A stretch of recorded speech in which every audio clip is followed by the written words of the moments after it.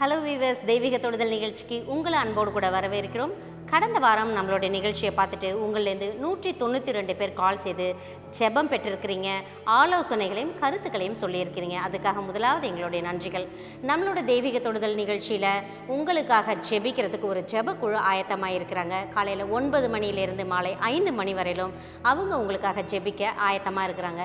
திரையில் தெரிகிற இந்த லேண்ட்லைன் எண்ணுக்கு நீங்கள் தொடர்பு கொண்டு உங்களோட ஜெபங்களை பெற்றுக்கொள்ளலாம், கருத்துக்களையும் ஆலோசனைகளையும் நீங்கள் தெரிவிக்கலாம். அது மட்டும் இல்லாமல் வாட்ஸ்அப் எண்ணுக்கு நீங்கள் உங்களோட ஜெப குறிப்புகளை வாய்ஸ் மெசேஜாவோ அல்லது டைப் பண்ண மெசேஜாவோ நீங்கள் அனுப்பி வைக்கலாம்.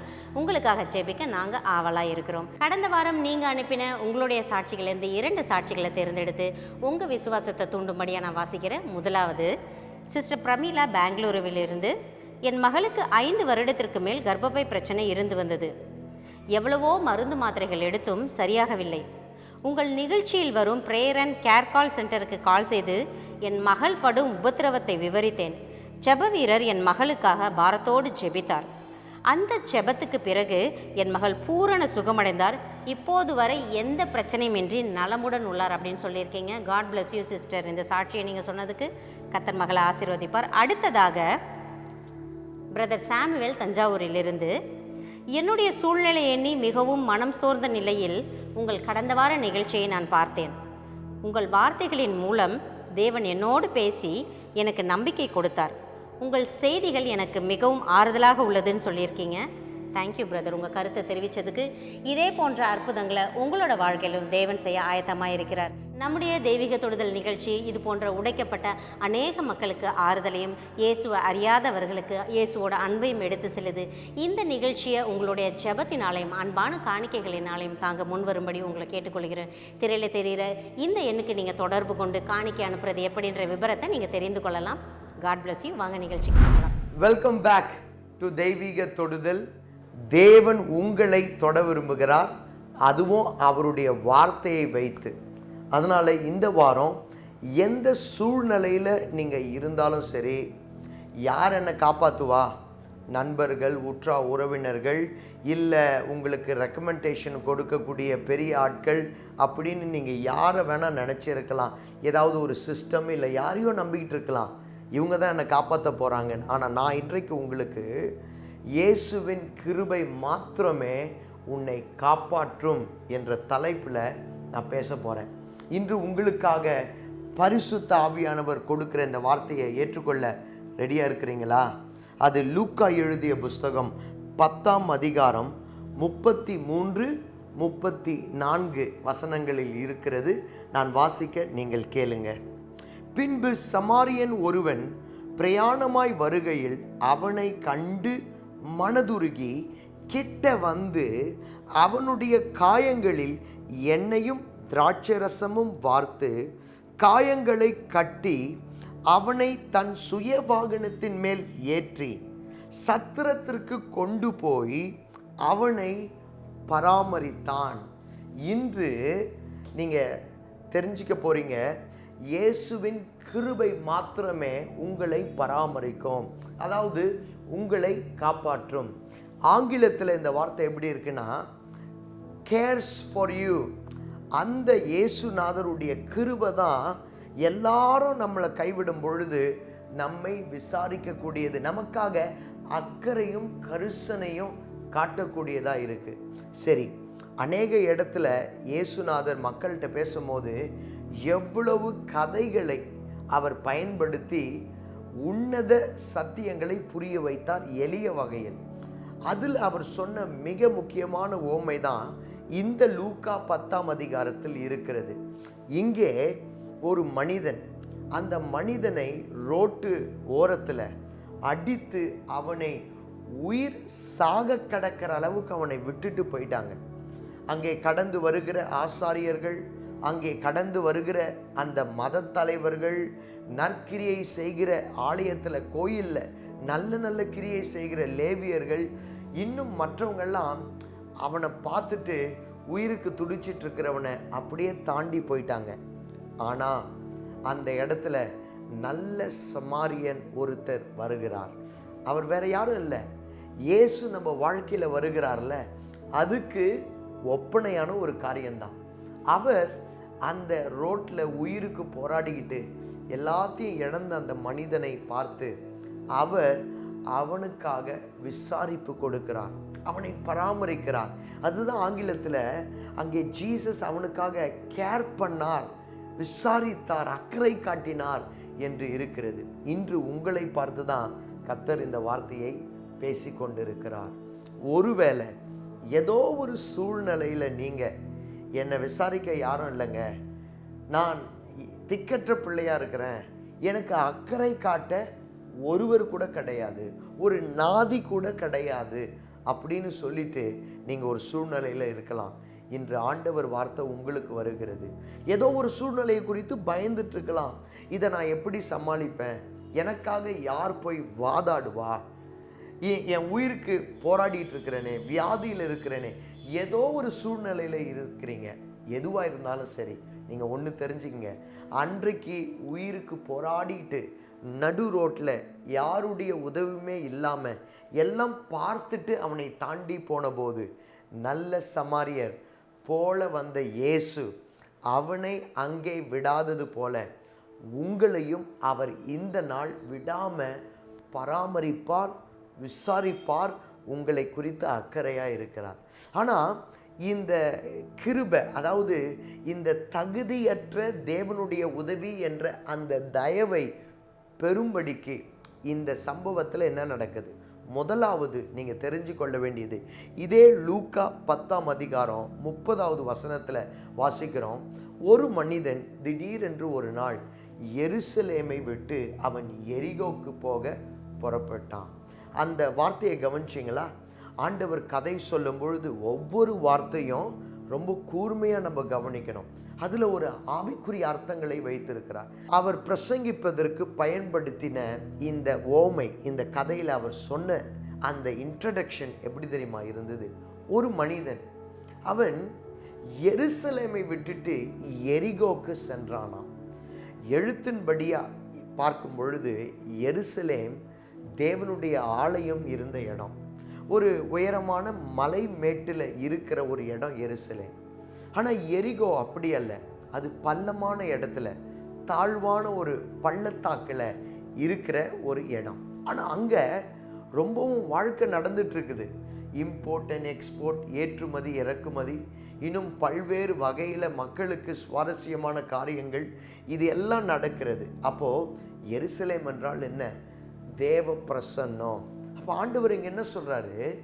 எருசலேமை விட்டு ஒருத்தன் எரிகோக்கு போகும்போது கள்ளர்கள் வந்து அவனை பிடித்து அவனை உடையை எடுத்துக்கிட்டு பொருளை எடுத்துக்கிட்டு அவனை அடித்து மறிக்கிற தருவாயில் அவனை விட்டுட்டு போயிட்டாங்க. ஆங்கில வேதாகமம் சொல்லுகிறது ஹாஃப் டெட், பாதி செத்த நிலையில் அவனை விட்டுட்டு போயிட்டாங்க. முதல் காரியம் நம்ம வாழ்க்கையில் தெரிஞ்சுக்கணும், எப்போ நம்ம லைஃப்பில் பிரச்சனைகள் ஆரம்பிக்கிறது என்றால், நாம் தேவ பிரசன்னத்தை விட்டு விட்டு தேவ பிரசன்னம், தேவ சமூகம், அவருடைய ஆசீர்வாதம், அவருடைய கரம் இல்லாத ஒரு காரியத்துக்கு நம்ம போகும்போது தான் நிறைய நேரத்தில் தேவனுடைய பிள்ளைகள் அப்படிப்பட்ட காரியத்தை செய்கிறாங்க. ஏன், நீங்கள் கூட ஏதோ ஒரு சூழ்நிலையில் ஒரு பலவீனத்தில் அப்படி தானே செஞ்சிட்டீங்க. ஆண்டவர் பிரசன்னத்தில் ஒரு காரியம், அது ஊழியமாக இருக்கட்டும், ஏதோ ஒரு வேலையாக இருக்கட்டும், ஒரு படிப்பாக இருக்கட்டும், ஒரு திருமண உறவு, ஒரு நட்புறவு, ஏதோ ஒரு ஃப்ரெண்ட்ஷிப், இல்லை ஒரு வீடு, ஒரு இடம், ஒரு பிரயாணம், ஏதோ ஒரு காரியத்தில் தேவ பிரசன்னம் இருந்தது. ஆனால் நிறைய நேரத்தில் பாருங்கள், ஆண்டவர் நம்மளை டெஸ்ட் பண்ணும்போது அவருடைய பிரசன்னத்தை கொடுக்குறார். நாம் எதிர்பார்க்குற உலக மேன்மைகள் அந்த பிரசன்னத்தில் இல்லாமல் இருக்கும். அதாவது உங்களுக்கு புரிகிறபடி சொல்லணும்னா, ஒரு வேலையில் ஆண்டவர் நம்மளை கொண்டு போய் வைப்பார். நீங்கள் நினச்சிங்க இந்த வேலையில் என்னை இப்படியாக மேன்மைப்படுத்தணும், இவ்வளோ பணம் வேணும், இவ்வளோ காரியம் வேணும். ஆனால் நீங்கள் நினச்ச பணமோ உயர்வோ மேன்மையோ புகழோ அங்கே கிடைக்கல. ஆனால் அங்கே இருக்கும்போது ஒரு சமாதானத்தை உணர்றீங்க. தேவன் தான் என்னை இங்கே கொண்டு வந்தார், அவர் தான் என்னை இங்கே போன்னு சொன்னார், அவர் தான் என்னை இங்கே இருன்னு சொன்னார். அதனால் அந்த சமாதானம். ஆனால் போக போக சோர்வுகள் வரும் பொழுது, ஐயோ எனக்கு போதுமான பணம் இல்லையே, இந்த இடத்துல என் இஷ்டம் போல் என்னால் இருக்க முடியலையே, எனக்கு வேண்டிய பெயர் புகழ் ஃப்ரீடம்லாம் இங்கே இல்லையே, நான் என் இஷ்டம் போல் போக போகிறேன்னு நீங்கள் சொல்லிவிட்டு அதை விட மேன்மைன்னு ஒன்று எண்ணி போகிறீங்க பாருங்கள்.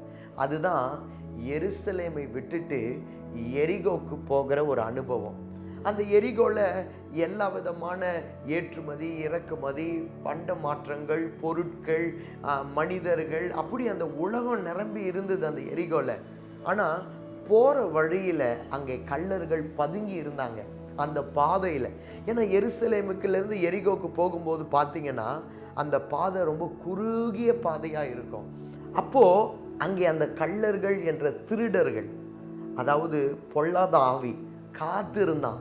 எப்படி அவங்கள நம்ம பிடிக்கலாம், அவங்க வாழ்க்கையை நாசப்படுத்தி அவங்கள்ட்ட இருக்கிற எல்லா உடைமைகளையும் திருடி அவனை அப்படியே அடித்து விடலான்னு.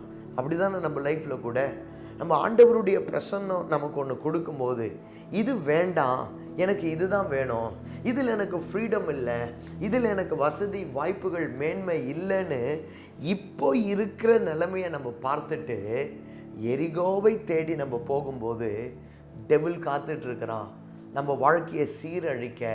அவனுடைய பக்கம் நம்மளை கூப்பிட்டுக்கிட்டு போயிட்டு அந்த ஆசைகளை காட்டி நம்மளை ஒரு வழியாக்க. ஆனால் அந்த இடத்துல கூட நம்ம ஆண்டவரே என்று நினைக்கும் பொழுது அவர் அப்படிப்பட்ட பள்ளத்தாக்களை கூட நம்மளை தேடி வந்து நம்மளை பாதுகாக்கிற காப்பாற்றுகிற ஒரு தெய்வமாக இருக்கிறார்.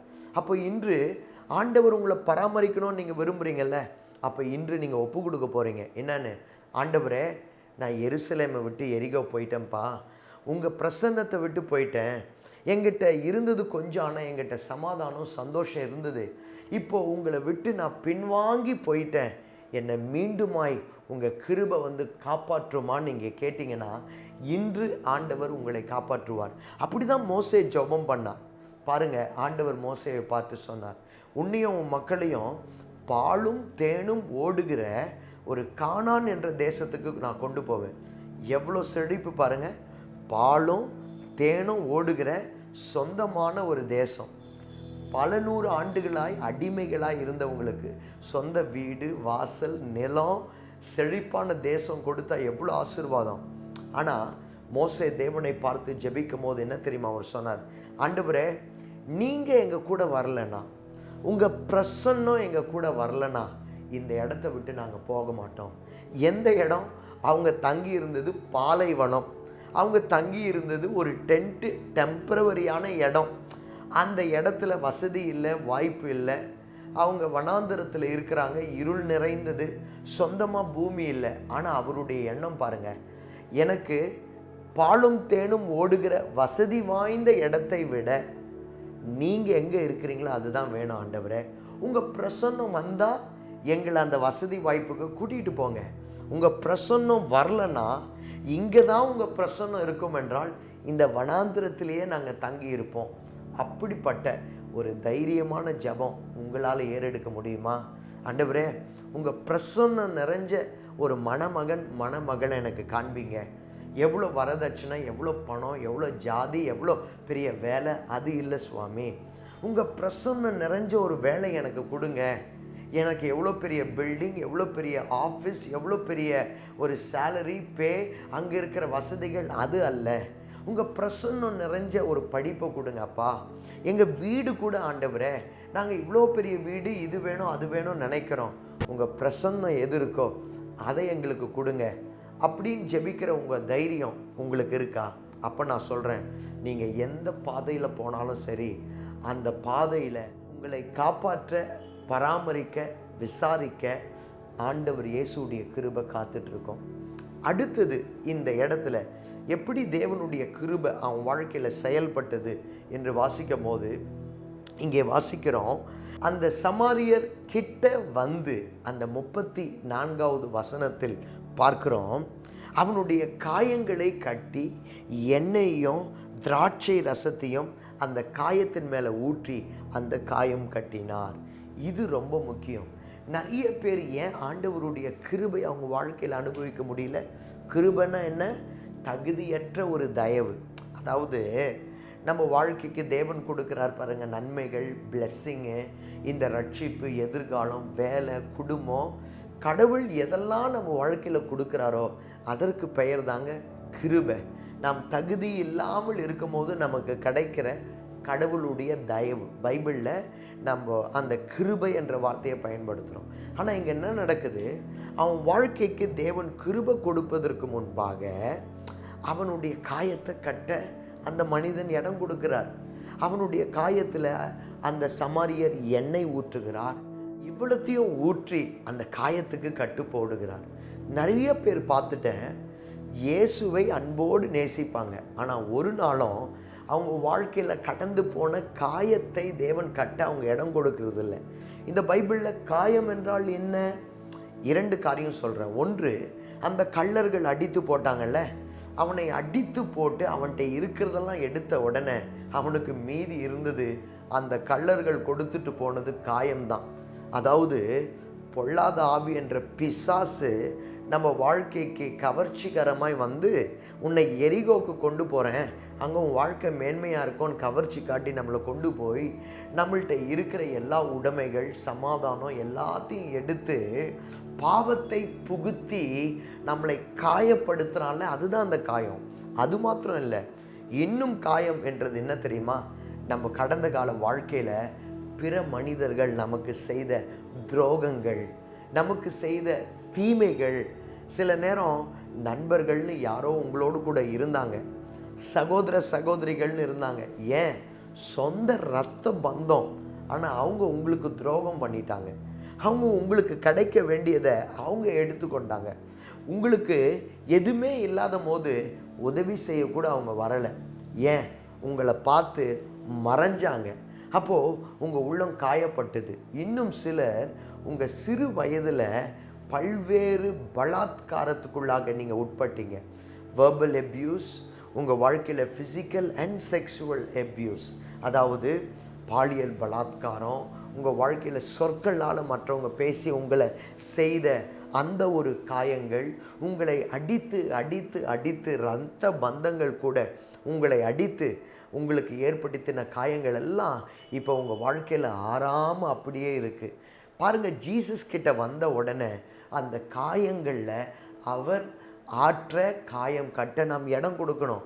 அப்படி இல்லைன்னா அவருடைய கிருபையை நாமும் அனுபவிக்க முடியாது, மற்றவங்களுக்கும் அனுபவிக்க நாம் அதை கொண்டு செல்ல முடியாது. பாருங்கள், நிறைய பேர் வைராக்கியமாக சொல்லுவாங்க, நான் இனிமேல்ட்டு அதெல்லாம் மறக்க மாட்டேங்க, அதெல்லாம் நான் விட்டு கொடுக்க மாட்டேன், அதெல்லாம் நான் விடவே முடியாது, இதெல்லாம் கேட்டே ஆகணும் அப்படின்னு சொல்லி சில நேரத்தில் ரொம்ப வைராக்கியமாக நம்ம இருப்போம். அந்த கசப்பை அப்படியே வச்சுருப்போம், மறக்கவே மாட்டோம். அதனால் பாதிக்கப்பட போகிறது மற்றவங்கள, நம்ம வாழ்க்கையில் வரப்போகிற தேவ கிருபை தான் குறைஞ்சிரும். இன்று கூட ஆவியானவர் உங்கள்கிட்ட பேசுகிறாரு. உன் வாழ்க்கையில் இருக்கிற காயங்களை கொஞ்சம் விட்டு கொடுமாங்களே. எப்படியா? எண்ணெயும் திராட்சை ரசமும் ஊற்றுகிறாராம். அப்படி தான் ஜீசஸ் காயத்தை குணப்படுத்துகிறார். அந்த எண்ணெய் என்றது பரிசுத்த ஆவியானவருடைய செயல். திராட்சை ரசம் என்றது ஆண்டவர் இயேசு புதிய ஏற்பாட்டில் சொன்ன அவருடைய கிருபையின் வார்த்தைகள், அவருடைய புதிய ஏற்பாடு உபதேசங்கள். இந்த வார்த்தையும் பரிசுத்த ஆவியானவரும் இந்த புதிய ஏற்பாட்டு இயேசுவின் உபதேசங்களும் இப்போ கேட்டுட்ருக்கிறீங்க பாருங்கள். இதெல்லாம் நீங்கள் கேட்க கேட்க கேட்க பரிசுத்த ஆவியானவருக்கு நீங்கள் இடம் கொடுக்க உங்கள் காயம், உங்கள் கசப்பு, உங்கள் சிறு வயதிலிருந்து உங்கள் வாழ்க்கையில் இருந்த எல்லா விதமான பிரச்சனைகள் அது உங்களை விட்டு போயிடும். ஆண்டவருடைய கிருபை உங்கள் வாழ்க்கையில் வெளிப்படும்.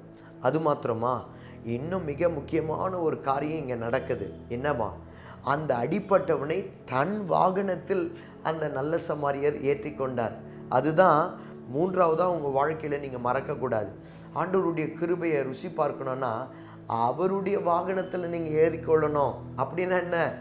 உங்கள் சித்தத்தை நீங்கள் விட்டுட்டு, ஆண்டவரே என் வாழ்க்கையை உங்களுக்கு கொடுத்துட்டேன் ஏசப்பா, இனி என் விருப்பம் அல்ல, உங்கள் விருப்பம்தான் என் வாழ்க்கையில் நிறைவேறும், என் சித்தம் அல்ல, எனக்கு வேண்டியதல்ல, உங்கள் சித்தத்துக்கு என் வாழ்க்கையை அர்ப்பணிக்கிறேன் என்பது தான் அந்த அடிப்பட்ட மனிதனை அந்த நல்ல சமாரியர் தன் வாகனத்தில் ஏற்றுக்கொண்டதுக்கு அர்த்தம். இன்னும் கடைசியாக ஒரு காரியத்தை ஆண்டவர் மறக்காமல் இங்கே செய்தார். என்ன தெரியுங்களா? அந்த நல்ல சமாரியரை கொண்டு போய் இவ்வளவு பராமரித்து அவன் அருகாமையில் இருக்கிற ஒரு சத்திரத்தில் விட்டு சத்திரத்துடைய உரிமையாளரை பார்த்து, நீ இந்த பிள்ளையை பார்த்துக்கோ, இந்த பணம் இன்னும் தேவைப்பட்டால் நான் திரும்ப வரும்பொழுது கொடுக்குறேன்னு ஒரு சேஃபான இடத்துல, கிருபையை பெறுகிற இடத்துல கொண்டு போய் விட்டுட்டார். அதுதாங்க சபை. நீங்கள் என்னதான் இயேசுவின் அன்பை பெற்றிருந்தாலும் சரி, ஆன்லைன்லேயும் டெலிவிஷன்லேயும் நீங்கள் பெற்றிருந்தாலும் சரி, ஒரு நல்ல சபையில் ஆண்டவர் உங்களை சேர்க்க விரும்புகிறார். ஒரு நல்ல சத்திரத்துடைய உரிமையாளர், ஒரு நல்ல மெய்ப்பன்ட்ட ஆண்டவர் உங்களை கொண்டு போய் அங்கே சேர்க்க விரும்புகிறார். அங்கே தான் அந்த கிருபையை பற்றி நீங்கள் படித்து கொள்ள போகிறீங்க. அங்கே தான் கர்த்தருக்குள்ளே நீங்கள் வர போகிறீங்க. இப்போ கூட நான் உங்களுக்காக விசேஷித்தமாய் ஜெபிக்க போகிறேன். நீங்கள் ரெடியாக இருக்கிறீங்களா? இந்த வார்த்தையை பெற்றுக்கொண்டீங்களா? ஆண்டவர் என்ன சொல்கிறாரு? கிருபை மாத்திரம்தான் உன்னை காப்பாற்றும். அதனால் இன்றைக்கே நீங்கள் எங்கே இருந்தாலும் ஆண்டவர் பிரசன்னத்துக்கு திரும்பிடுங்க. ஏசப்பா, நான் பின்வாங்கி போய்கிட்டேன், இப்போ நான் திரும்ப வரேன், உங்கள் சித்தத்துக்கு என்னை அர்ப்பணிக்கிறேன், என் காயத்தை கட்டுங்க, என்னை ஒரு நல்ல சத்திரத்தில், அதாவது நல்ல ஒரு சபையில் என்னை கொண்டு போய் ஒரு மெய்ப்பர்கிட்ட கொடுங்க ஏசப்பா, நான் தொடர்ந்து ஆவிக்குரிய வாழ்க்கையில் வளரணும் அப்படின்னு நீங்கள் சொன்னால் போதும். இந்த நாள் ஜெபத்தில் ஆண்டவர் உங்களை அவர் பிரசன்னத்தின் மூலமாக சந்திக்க போகிறார். நீங்கள் யார் என்ன நிலைமையில் இருந்தாலும் சரி, உயிருக்கு போராடிக்கிட்டு இருந்தாலும் சரி, எனக்கு எதிர்காலமே இல்லை, யாருமே என்னை விசாரிக்க இல்லை இருந்தாலும் சரி, இப்பொழுது கண்களை மூடி ஜெபிங்க. ஆண்டவர் இயேசுடைய கிருபை வந்து உங்களை காப்பாற்றும். அன்புள்ள ஆண்டவரே, இந்த நிகழ்ச்சியை பார்த்து கொண்டிருக்கிற தெய்வீக தொடுதல் நேயர்களுக்காக ஜெபிக்கிறேன் ஏசப்பா. இப்பொழுதே இந்த வார்த்தையை கேட்டுட்டு, ஐயோ ஆண்டவருடைய பிரசன்னத்தை விட்டு நான் தூரம் போயிட்டேனே, நான் ஆண்டவரோடு கூட இல்லையே என்று கதறி ஜெபிக்கிற ஒவ்வொரு பிள்ளைகள் மீதும் ஆண்டவருடைய தெய்வீக பிரசன்னம் இப்பொழுது அவர்கள் மேல் அமரட்டும் ஆண்டவரே. யாரோ சிலர் ஆண்டவரே, நான் பாதை மாறி போயிட்டேன், எருசலேமை விட்டுட்டு எரிகோவுக்கு போயிட்டேன், என் வாழ்க்கை நாசமாகி விட்டது, நான் பல காரியம் இழந்துட்டேன், நான் தப்பான முடிவு எடுத்துட்டேன், இப்போ எனக்கு எதிர்காலம் உண்டா, என்னை யாராவது திருமணம் செய்து கொள்வாங்களா, எனக்கு ஒரு நல்ல வாழ்க்கை கிடைக்குமா, எனக்கு நல்ல வேலையும் எதிர்காலமும் கிடைக்குமான்னு இருக்கிற பிள்ளைகளுக்காக ஜெபிக்கிறாப்பா. இப்பொழுதே பழையவனை எல்லாம் ஒழிந்து போயின, சகலத்தையும் புதிதாக்குற இயேசுவின் வல்லமை அவங்க வாழ்க்கையில் இறங்கட்டும் ஆண்டவரே. அவங்க உள்ளத்தில் காயத்தோடு, சிலர் ஆண்டவரே குடும்பத்தில் காயத்தோடு, திருமண வாழ்க்கையில் ஆண்டவரே எதிர்ப்பாளருடைய உறவு நிமித்தம் இருக்கிற காயத்தோடு இப்பொழுது பார்த்து கொண்டு இருக்கிறாங்க. சிலர் சொன்ன வார்த்தைகள் அவங்க செவிகளில் ஒலித்து கொண்டு இருக்கிறது, தூங்க முடியாம ஆண்டவரே அந்த வார்த்தைகளை கேட்டு கேட்டு ஆண்டவரே அவர்கள் வேதனை அடைந்து கொண்டு இருக்கிறாங்க. ஆண்டவரே இப்பொழுதே அவர்களுடைய காயத்தை நீர் ஆற்றும்படியாக நான் விசேஷித்தமாய் ஜெபிக்கிறேன் ஆண்டவரே. காயத்தை ஆற்றுகிற இயேசுடைய வல்லமை அங்கே இறங்கும்படியாக நான் ஜெபிக்கிறேன்ப்பா.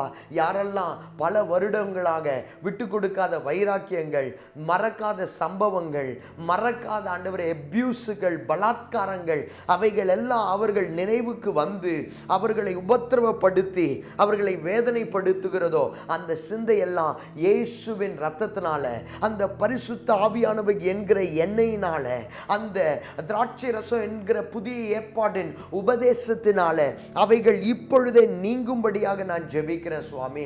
அது மாத்திரம் அல்ல ஆண்டவரே, இப்பொழுதே ஆண்டவரே சபை இல்லாமல் தேவனுடைய சித்தத்துக்கு வாழ்க்கையை ஒப்பு கொடுக்க முடியாமல் எது ஆண்டவருடைய சித்தம் என்று தெரியலையேன்னு போராடி கொண்டிருக்கிறவங்களுக்காக விசேஷித்தமாய் இப்பொழுது ஜெபிக்கிறேன். அவர்கள் மீதும் தேவனுடைய தெய்வீக பிரசன்னம் பாய்ந்து இறங்கும்படியாய் ஜெபிக்கிறேன் ஆண்டவரே. இதுவே வழி, இதுல நீங்க போங்க என்று சொல்லக்கூடிய தெளிவான சத்தம் அவர்களுக்கு உண்டாகும்படியாய் ஜெபிக்கிறேன் ஆண்டவரே. இந்த வாரம் குழப்பத்தை நீக்கி ஒரு தெளிவை காண்பித்து அவர்கள் செய்ய வேண்டிய காரியத்தை கர்த்தர் அவர்களுக்கு காண்பிக்கும்படியாக விசேஷித்தமாய் ஜெபிக்கிறோம் ஆண்டவரே. அநேகரை நீர் தொட்டு கொண்டு இருப்பதற்காக நன்றி.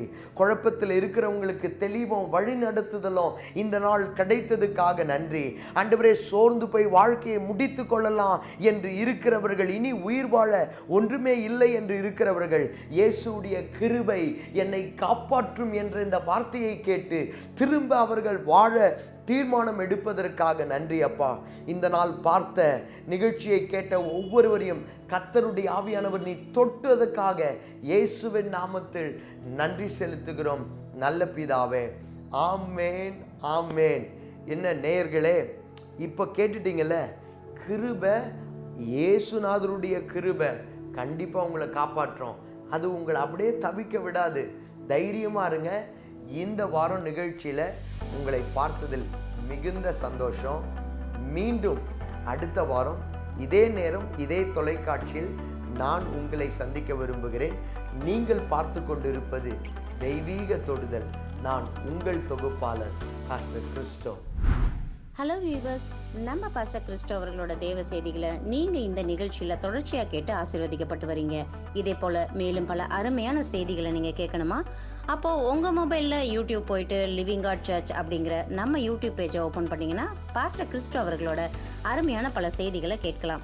அது மட்டும் இல்லாமல் லிவிங் காட் மினிஸ்ட்ரி சார்பாக நடத்தப்படுகிற எல்லா ப்ரேயர் சர்வீஸும் நம்ம யூடியூப் மற்றும் ஃபேஸ்புக்கில் லைவாக ஒளிபரப்பப்படுறதுனால அதை பற்றின அப்டேட் உங்களுக்கு கிடைக்க நம்ம யூடியூப் பேஜை மறக்காமல் சப்ஸ்கிரைப் பண்ணிவிடுங்க.